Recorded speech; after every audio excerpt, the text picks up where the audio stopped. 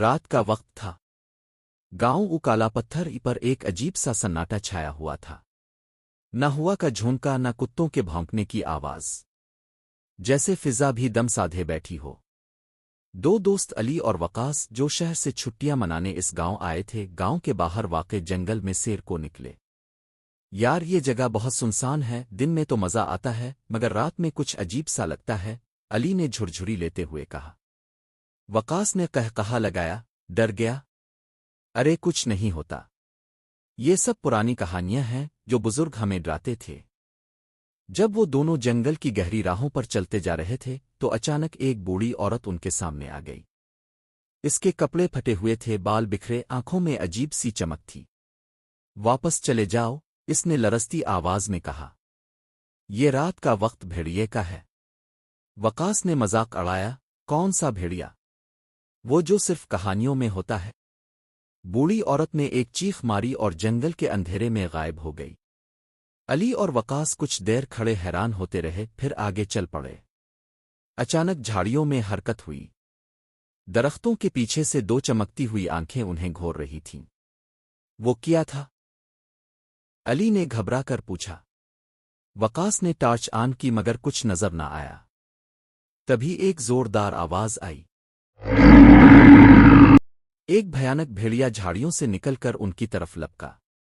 قد عام بھیڑیے سے دگنا، آنکھیں سرخ جیسے خون سے بھری ہوئی اور دانت ایسے جیسے خنجر۔ وہ دونوں بھاگنے لگے مگر علی کا پاؤں پھسل گیا۔ وقاص پیچھے مڑا مگر بھیڑیا بہت قریب آ چکا تھا۔ وقاص نے ایک لکڑی اٹھائی اور بھیڑیے کی طرف پھینکی، جس سے لمحہ بھر کے لیے بھیڑیا رکا۔ دونوں دوست دوڑتے ہوئے ایک پرانے مندر میں چھپ گئے۔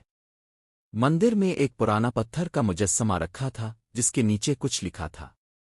بھیڑیے کو روکنے کا واحد طریقہ خون کا قرض چکانا ہے۔ علی نے پوچھا، یہ کیا مطلب ہے؟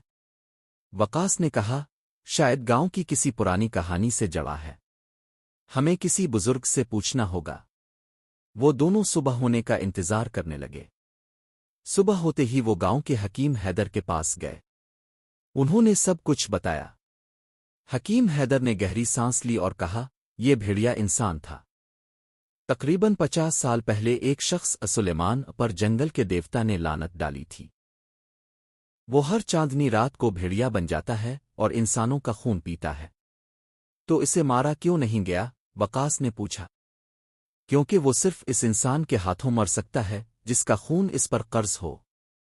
مطلب؟ اس نے جس کے خاندان کو نقصان پہنچایا ہو، صرف وہی اسے مار سکتا ہے۔ جب علی نے مزید کھوج کی تو معلوم ہوا کہ اس کے نانا کے بھائی کو 50 سال پہلے کسی بھیڑیے نے مارا تھا۔ وہی سلیمان تھا۔ علی نے فیصلہ کیا، میں اس لعنت کو ختم کروں گا۔ اس رات پورا گاؤں بند تھا۔ علی، وقاص اور حکیم حیدر مندر کے قریب چھپے تھے۔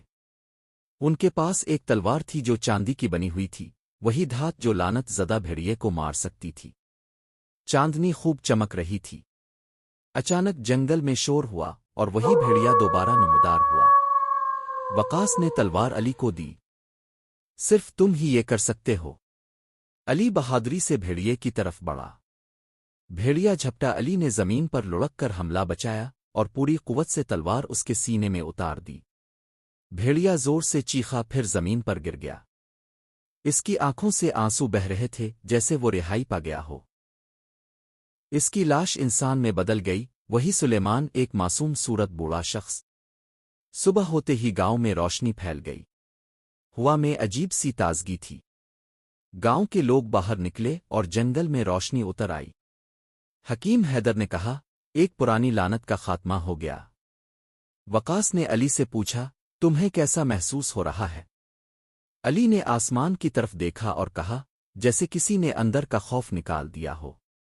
یہ کہانی ہمیں سکھاتی ہے کہ پرانی کہانیاں ہمیشہ جھوٹ نہیں ہوتیں۔ بعض اوقات ان میں چھپی ہوئی سچائیوں کو سمجھنا ضروری ہوتا ہے۔